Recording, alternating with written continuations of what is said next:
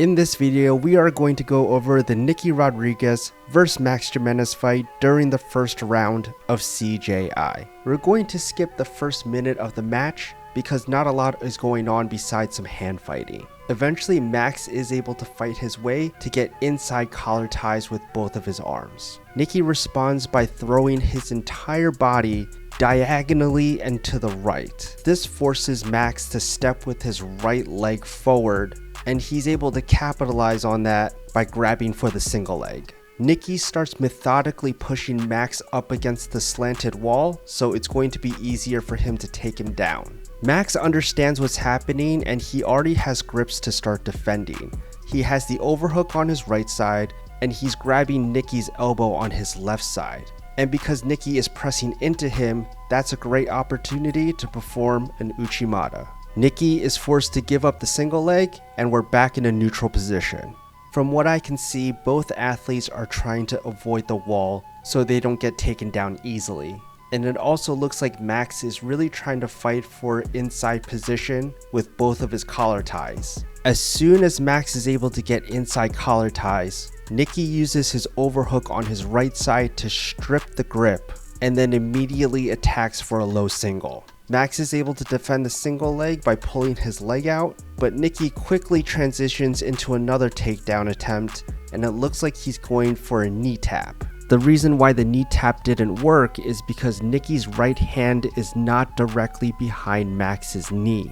And the reason for that is because when Max turned into Nicky to defend the takedown, he was able to establish the underhook on his left side. The overhook on Max's right side and the underhook on his left side allows him to launch Nicky Rod into the air when he starts getting pressed up against the wall. Something to note while Nicky is sliding down the wall is the fact that Max is able to maintain that underhook on his left side the entire time until Nicky falls to the floor. When Nicky hits the floor, he knows that he's not going to be able to turtle because of that underhook. And so he spins to his right side, which unwinds the underhook and allows him to start going towards his guard. Max tries to spin to Nicky's back, but Nicky is able to stop it by grabbing Max's left leg. There's a few things that Max can do in this position, but he hesitates a little bit and that allows Nicky to start working his escape.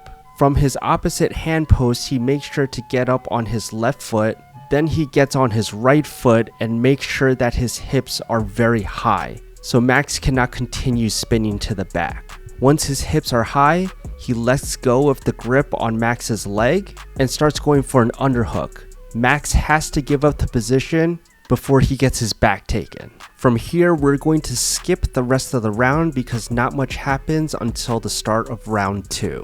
Nicky makes an interesting decision in the beginning of round 2 by starting on his knees. This allows him to either play guard or start wrestling up from here. Nicky attacks for a single leg and Max tries to stop this by posting his left arm on Nicky's shoulder.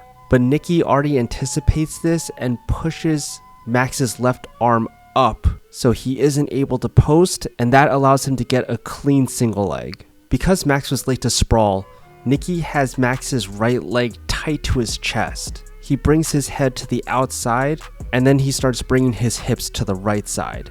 This is going to take away Max's ability to post with his right leg, and then he's forced to post on his right hand. The posting hand doesn't do much because all Nicky has to do is lift the leg a little bit and it's just a matter of time before Max is put on his back. Max tries to keep the pressure off him, but Nicky follows closely and he's able to get on top. Eventually they land in half guard and then Max tries to go for deep half guard. Nicky tries to high step his way out of the deep half guard, but his right foot gets stuck.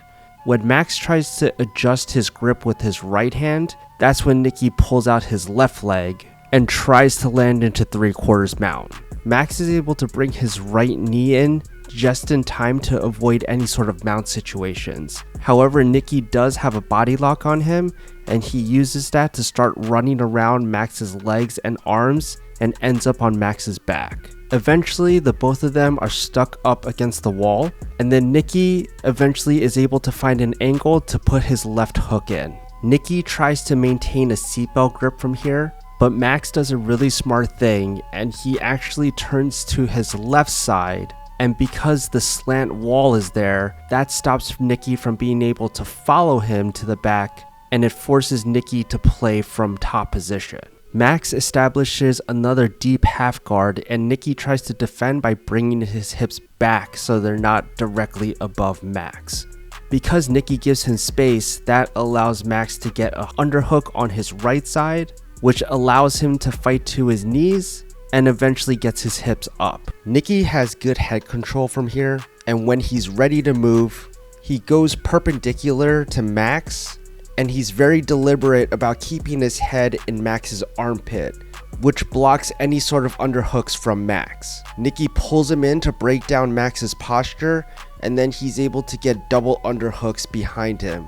It looks like he took the right side underhook and he's starting to try to look for the rear naked choke or looking for seatbelt grip, but he is eventually able to find an angle to insert his right hook in, and this triggers Max to start turning to his right side so he can start hiding his back against the mat, and then he starts to look for the deep half guard again.